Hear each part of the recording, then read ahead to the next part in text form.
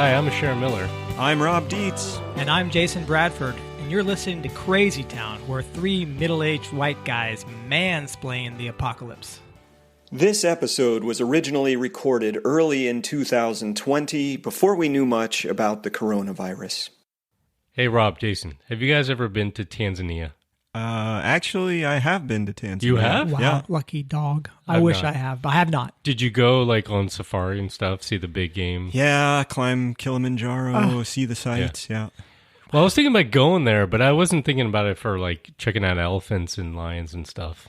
I was thinking about going there to like rebuild my gut biome. Nice. Okay, this is good. I'm usually the one who takes it to poop, but it's your turn. This is a little bit higher up in the body. No, not yet poop. Right, not yet poop. Yeah. I read this article about this guy who he actually went and spent some time with a community of hunter and gatherers in Tanzania. He actually was only there for a few days, and he went there because he wanted to see, they have this famously diverse diet, eating a little bit of this, a little bit of that, all kinds of stuff. Yeah, wild foods. This is great.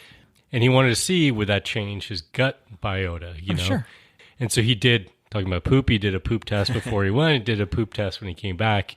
He found out that just a few days spent with them eating their diet, with all the variety that they had, dramatically changed the diversity of his gut biota. I feel like I missed out. All I did, Yeah. like you said, looking at animals and just luxuriating in this beautiful country. I didn't get You to didn't go like on get down and just pick up the Change elephant poop and just shove it in your I mouth? just want to change the whole insides of my body over a few days. Well, but the most interesting thing about the article for me actually wasn't that stuff. I mean, that stuff was really fascinating, but it was more like this. There's a story about how some of the young warriors, in this hunter-gatherer tribe, went off and they got themselves a porcupine, right? And they brought it back to share with everybody. Yeah, it's great. Comes with toothpicks, Bill. Yeah, totally. Exactly. And brought it back, and all the people, in the tribe, it was served up. They're like, it's all right. Yeah. It's a little stringy. Yeah, it's not as good as the Impala. Not as good as the last one we had, you know? Oh, and Impala, that would be good, wouldn't it? Yeah. And it turns out, that there's a reason they do this. Actually, part of their culture is that they intentionally sort of not just like insult, each other, but they're really tamping down the praise. And they're doing it intentionally to kind of make sure that egos are in check. Oh, so how novel! Even if they love the hell out of this meal, they're not going to show the guy because they want to get a big head. I mean, Porcupine's incredible. So like these guys have got their selfie stick out with the porcupine. They're like, yeah, porcupine selfie stick. Not going to happen. Oh, right. So, and then think about the contrast of that to here we have kids get on a soccer team and they suck, and they lose every game. They don't score a single goal. They score on their own goal more times than they score on their opponent's last goal. place trophy's bigger than the Exactly. first place Yeah. trophy. Everyone gets a medal. They're swinging and missing in soccer. Good job, Johnny. Here's your trophy. That's why soccer is the best kids sport. Like the ball just sits on the ground. Yeah, right? You don't right. have to try to swing at a moving object. But I was thinking about that because when we think about our society and the way that we instill values and even kind of like our political systems, they're so oriented around the individual. Sure. Freedom. And it's an important question, I think, to wrestle with. Does that really work for the new era that we're entering into, where we've talked so much about resource scarcity issues, climate change, not being able to continue to grow the economy forever? Right. Can we really have a society that's really so oriented around the individual? Right. This is, I think, a key question, of course, because I've been reading about the history of this recently. It's taken tremendous interest because you're looking for okay, can democracy survive, or are we going to move towards more like socialism, or historically in this century, and communism was a big deal, and some places still is, and all these isms are about the juggling between how do you chop up the spoils of industrialism, of our machine-based economy and our colonial economies, and do they work when we have sort of, what do you say, shrinkage, right? Shrinkage. I was just in the pool. That's the question that I've been wondering is if we do face a powering down of society, and Jason, you wrote a really nice report last year, a book now called The Future is Rural, that is really talking about a response to less available cheap energy. Right. What kind of politics do we have? What could it possibly look like? And you bring up this this sort of like making sure that these guys don't get a big ego, right? Right. And so I was reading Ecology and the Politics of Scarcity by William Ophuls, which was written in 1977. Okay, You can think about limits to growth that come out. We've had this oil crisis, and there's the whole concept of ecological overshoot is getting more play. And population bomb. And there was a lot of new economic thought coming in related to like ecological economics, biophysical economics, data. And more acute views of what was happening environmentally. Oh, like yeah. the Rivers on Cuyahoga fire, River burning, that kind of stuff. Smog in LA. I miss those days. Love Canal. Yeah. So he basically is talking about this, and his argument is that the isms, the communisms, the capitalisms that we take for granted, the enshrinement of individual liberty, libertarianism, as you could say, that is a product of the expansionism, first from colonial era Europe, Western Europe, going out and colonizing and relieving the ecological constraints that was in Western Europe at the time. And then industrialism, when fossil fuels were starting to be exploited. And he says, so all our political theories are basically based on this unique period in history. So you're telling me that all of our philosophy, all of the ways we organize life, all of that is due to this expansionism that, as the three of us have been talking about, can't continue indefinitely. Well, there's pockets of people like this tribe you're talking about where no, that's not the case. And I've traveled to parts of the world where I was kind of shocked because I kind of ran into people that obviously were not like that. They were more traditional, I guess. And you can go to rural, quote unquote, poor developing countries and go to these villages and you realize they don't have the same kind of concept of worldview that me as this sort of jet setting scientist have. And it can be kind of jarring. I think we should be clear about the we that we're talking about in this case, because I think different cultures have different histories, right? And they do have different cultural norms, even as they've maybe internalized some of this sort of expansionist philosophical or political, sociopolitical system stuff. How they manifest that might be a little different. But I think it's worth really pausing to think about this for a second, that, we talked about colonialism. This is pre-industrial revolution, right? But they still was, if you're talking about European states, expanding out and doing so in part because they're driven by resource constraints. Yes. Right. And they found huge areas of the world that had been undiscovered previously. Yeah. That were so rich with resources. I mean, after they killed off all the native people with disease. And there's something there that's like kind of pre-industrial that's a really key ingredient to this, and that's this idea. I mean, it even goes back to sort of the papal decrees that they had at that time, where the Pope was balancing the needs of the Portuguese and the Spanish and saying, you guys can take basically the northern half, or the Western Hemisphere, you guys take the southern half, and sort of putting into those decrees, God is providing to you all the resources and all the people. They are basically yours to exploit. Yes. This is a horrible visualization, by the way. I'm just imagining some guy in his chamber channeling God and say, oh, let me just give the Portuguese the north, and let me just give the Spanish the south. And that is a crazy... Yeah.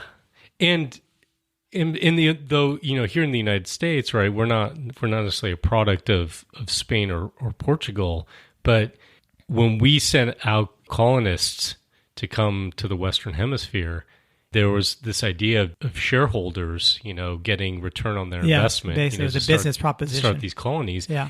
And the individual is so ingrained in our history in the United States, it's like we don't even question it. I mean, you look at the Declaration of Independence, right? It's all about the individual pursuit of happiness, right? The individual is like the ultimate determinant of how things are decided and the well-being of the individual. Although, of course, that was only some individuals, right? Let's be clear. Right. Yes. Well, and to their credit, they did say "we the people," not "I the person," but that "we," of course, was relegated to white men, right? White men, yeah. Christian men. Yeah. Right. And the point here is that they felt like they could pursue that individual happiness because there were virtually unlimited resources for them to tap. Right. That's right. And I guess the other key thing that you just talked about, I don't want to gloss over, Jason, is it's not just hyper individualistic free market societies, neoliberalism, which so many people, in the progressive left see as this great evil, right? And I would agree with that myself. But, it's not just that. It's actually flip it all the way almost to the most extreme other form in our imagination, and that's communism. Yes. Right? Where communism came from is also, it's actually industrialism. Yeah. It's like this idea that it's the workers taking control over the means of production. Yeah. Right? And in fact, Marx argued that you couldn't do this with agrarian cultures. It had to be industrialized societies doing this, right? Yes. So even that idea of, okay, well, everything is shared by the people, and you could say that's collective, is still born out of this belief that we can just continue to use more resources, takeover, right? And technology. Yes. Yeah, I mean, if you think of the Cold War, the first thing you think of is the movie Red Dawn. But the second thing you think of course, the second thing duck and cover, I think. Amazing. Great acting. Right. Second thing you think of is this competition, right? And what was the competition? It's to see who could be the biggest, baddest nation or empire on the planet.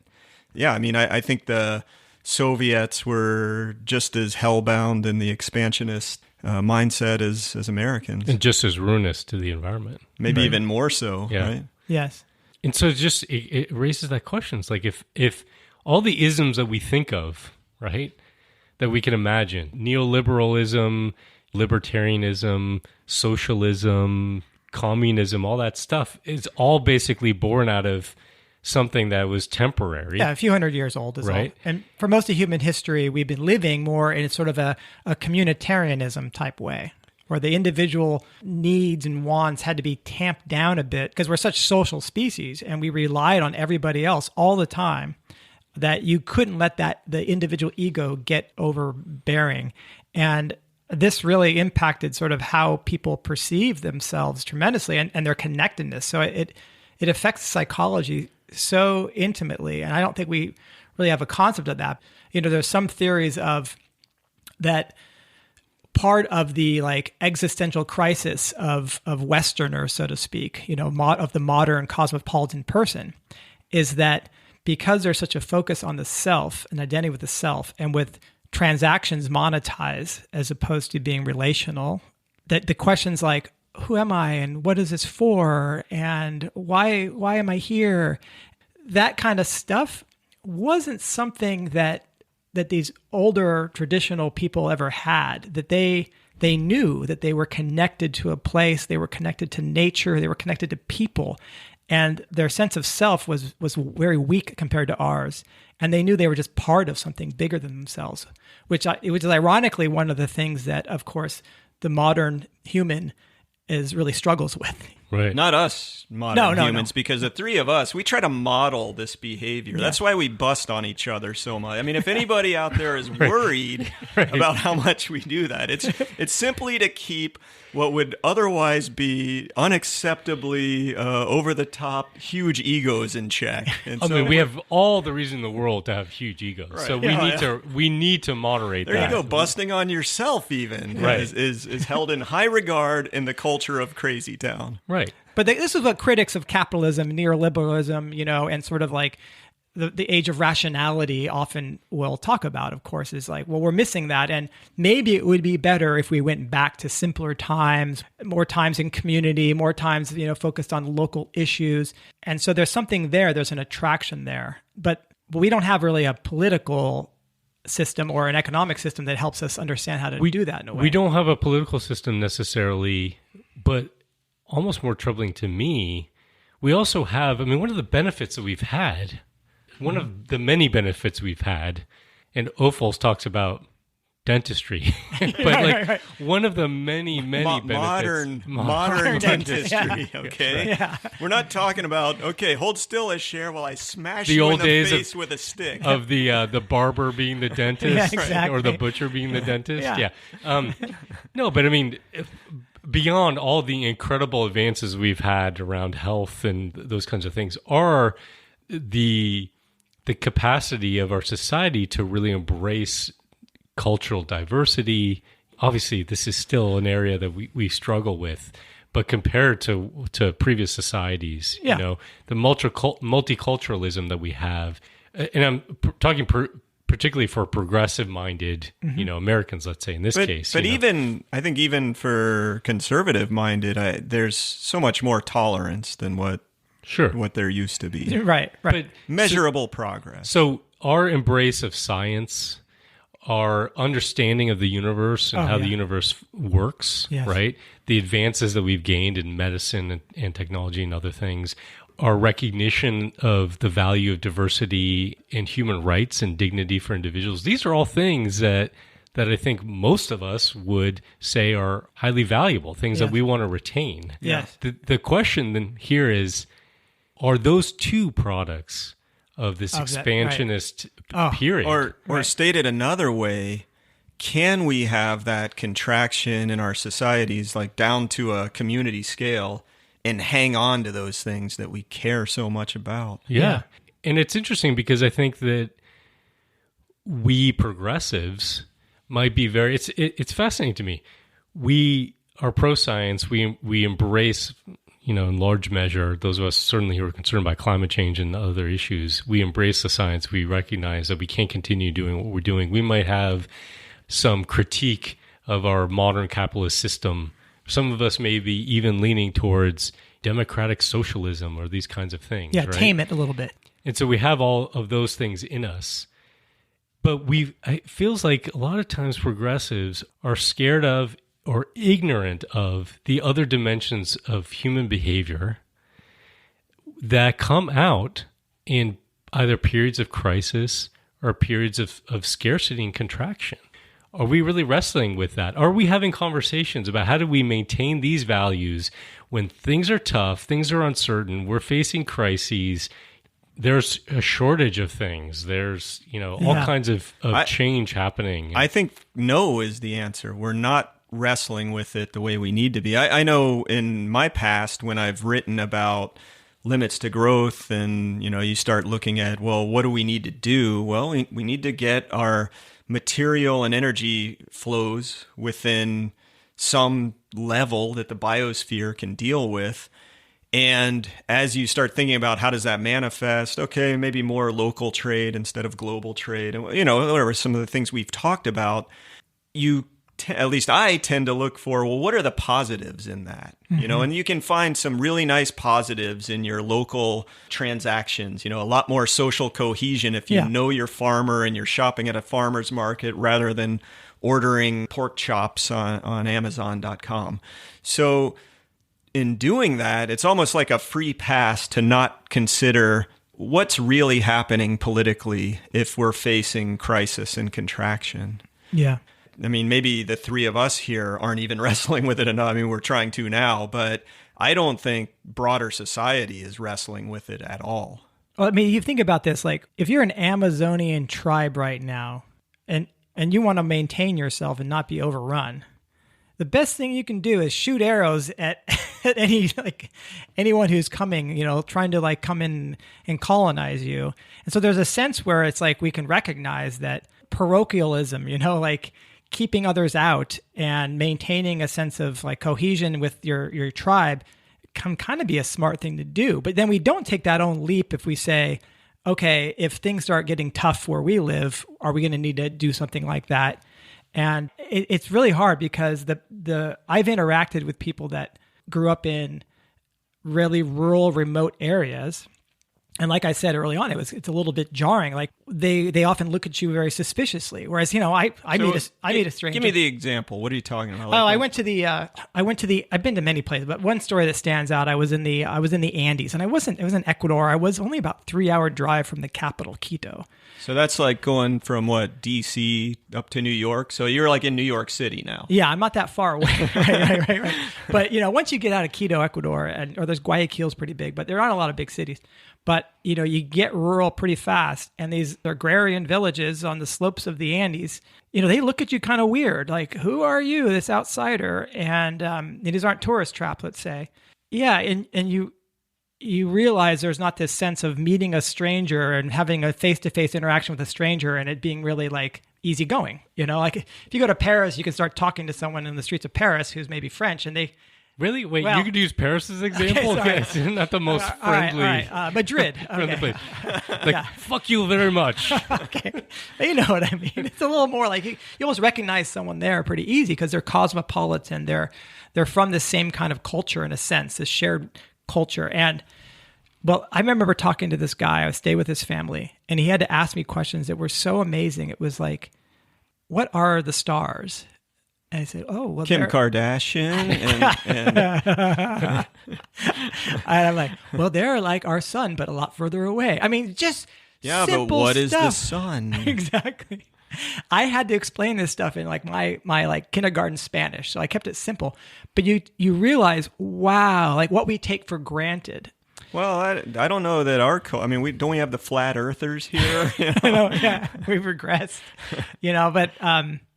but that's the thing. But but that kind of insular though society in a sense is a little bit tighter. Almost like, okay, well, we don't need the outside. We're growing our own food. We take care of ourselves. There's not a lot of monetary exchange. It's much simpler. But then I also felt kind of like sorry for them in a sense of what they missed out on. Kind of neat though that he had that curiosity and wanted to learn what you knew, or at least what you think you know. I think he was on the edge of sort of like, there was a reserve going in here, and he was like the guy that was going to help manage it. So he started to be interacting with people like me. Straddling two worlds. Straddling two worlds. You mean like a nature reserve? Yeah, a nature reserve, yeah. Again, I think, how do we maintain the values and the benefits of a pluralistic society that does embrace the rights of individuals in the minority in a world that is dealing with constraints and shocks and crises? And I think that we, like I was saying before, and I'm not trying to make it too simplistic by having this sort of binary, people on the left, people on the right kind of thing. But if you say that people on that tend to be more culturally conservative might be more skeptical of science, but people on the left are more readily embracing of science. But we, I think, are a little bit ignorant of recognizing that people's embrace of authority, security, simple answers to things, cohesiveness, maybe a bit of insularity and homogeneity, right? Are things that are also part of human nature. And they are valued in times of stress. Some basic human needs. Yeah, security, and they come cohesion. out in times of stress. And so are we recognizing that, we're going to be facing these things? And it is interesting to think about some of the communities that we've interfaced with. And I'm not trying to pick on anybody, but look at the transition town movement. Yes. So for listeners who aren't familiar with the transition movement, it's this very grassroots movement that started over in the United Kingdom. It's been more than 10 years, maybe a dozen plus years more ago. Than 10 years, And it really became very popular for a while. It took off like wildfire, actually, in the United States about 10 years ago.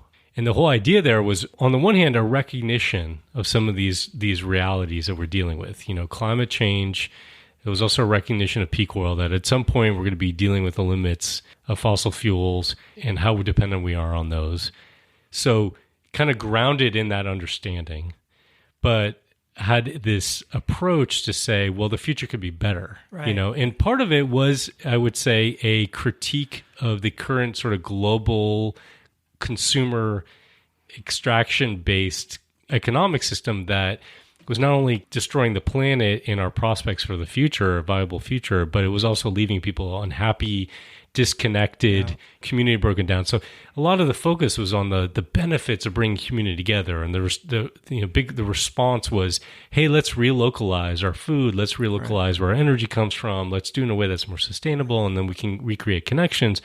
And a lot of the appeal to it was that it was this positive vision of the future.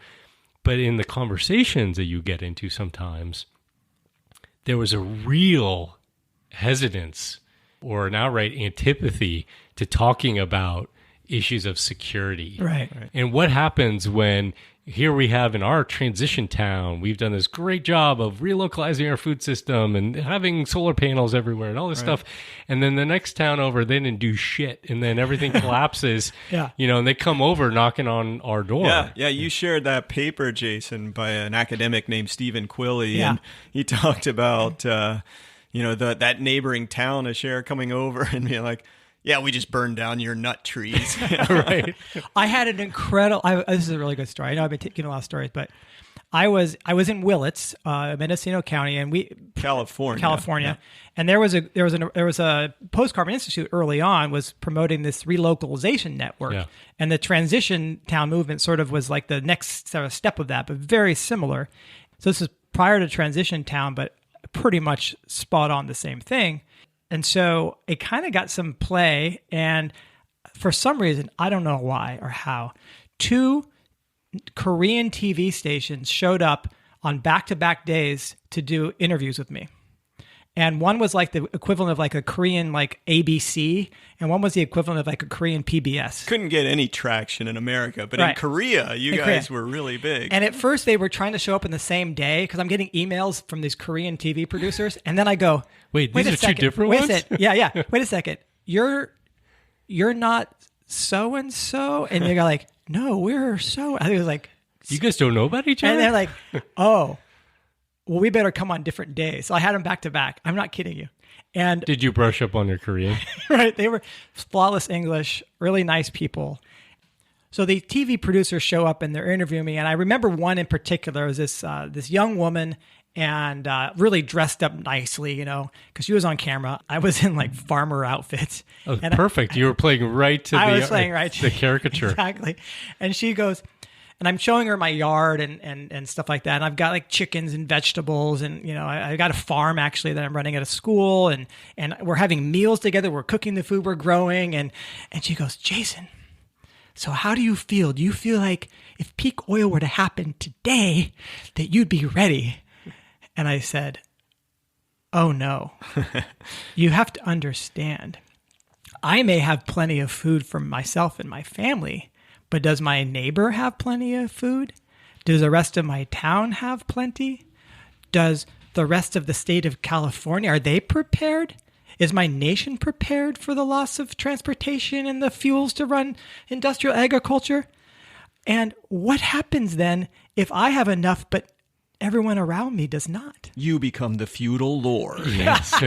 King Jason the First. And she goes, oh, good point. And so this brings up this idea, like, what do you do with those kind of tensions of security and, who has enough and who doesn't? But that's why I'm talking about this. That's why I'm talking about it.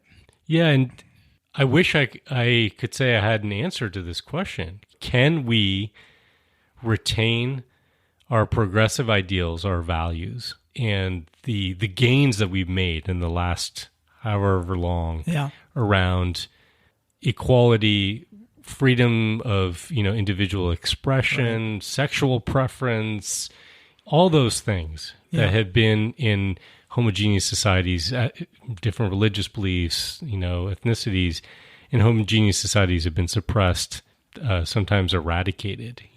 Can we maintain those in a world that's going to be incredibly chaotic and contracted? And maybe another can we maintain thing to think about or touch on a little bit is, can we maintain the level of peacefulness that we've been advancing toward over the period of industrialization? I mean, when you were talking, Jason, about, what happens if my neighbors don't have enough, or my county or my state?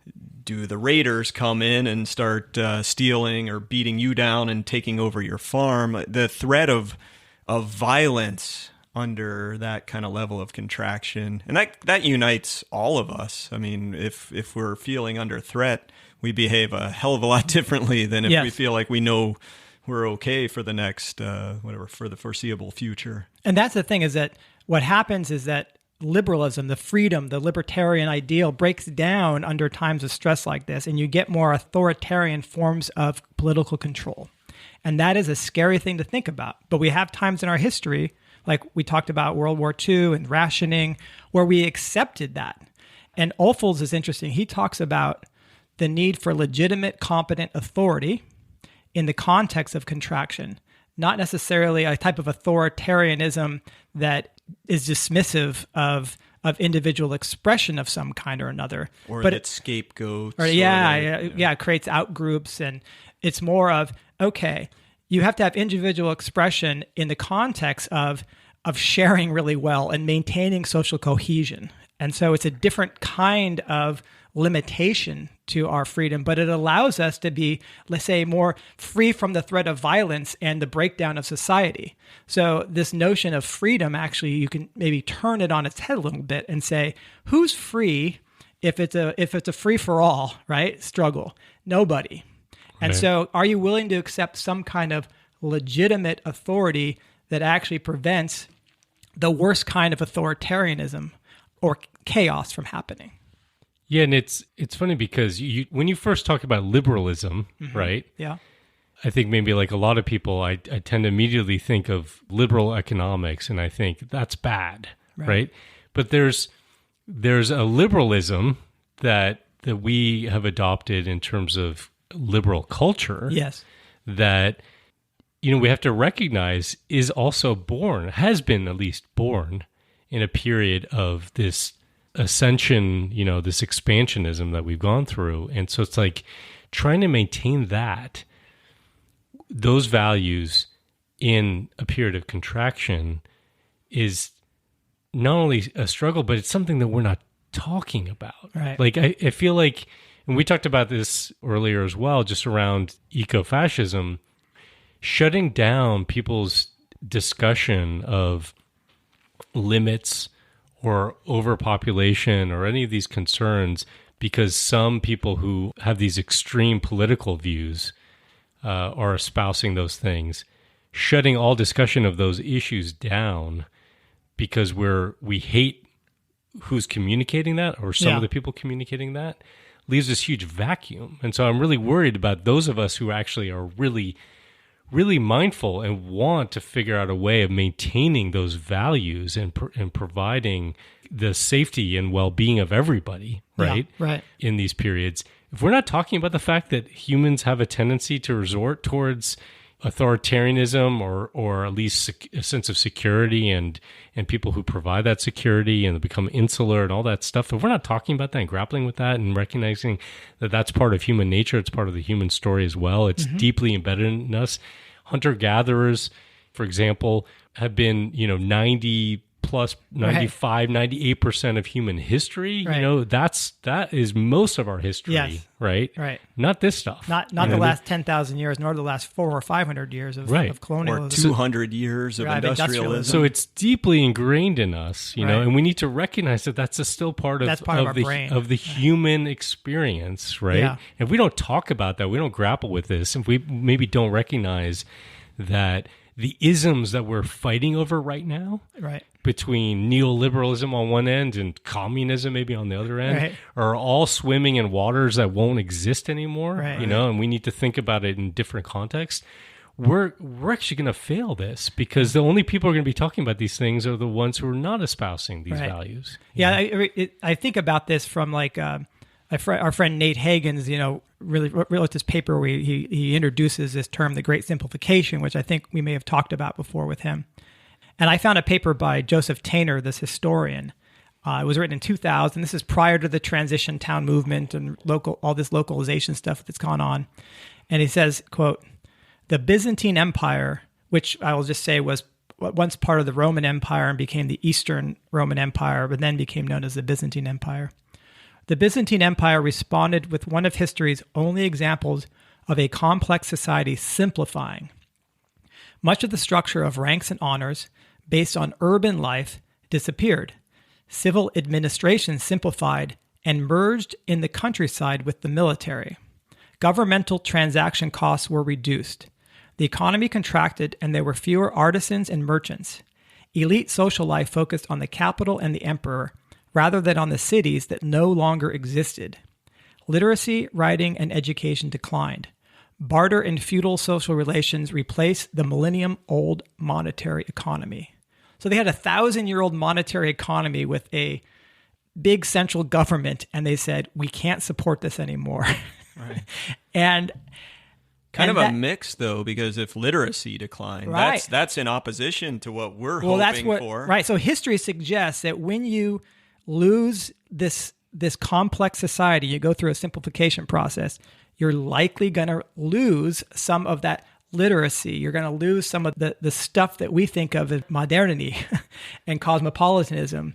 And I would rather keep some of that. And what kind of work needs to go into keeping the best of what we've developed while still maybe having to follow the energy descent path into a more simple social structure like the Byzantines did. Well, I think you said a starting point, at least, is grappling with it, that being willing to engage both on the right and the left with the notion that, first of all, a contraction in how much available energy there is coming. And second, let's not throw out real concerns about security and how do we live with each other and maintain some ideals when we're facing what we would view as a crisis. Just sit with it a while, think about it, grapple with it, talk about it. Sit with it for a while and maybe recognize that, you said it really well, Jason, that how free are we when we're basically left to fend for ourselves, and it's a dog-eat-dog world. That doesn't, I think, sound appealing to anybody, no matter where you are on the political spectrum. Well, Jason, Asher, what would be appealing, what would really help us get to that more communitarian style of living? Well, it would be for me to put your egos in check. And I just mean this honestly. Everything you guys just said was really stupid. And I can't believe I spent the last 40-odd minutes listening to that load of crap. Oh, I'd like to take a porcupine spine and shove it in your eye. No more porcupine meat for you.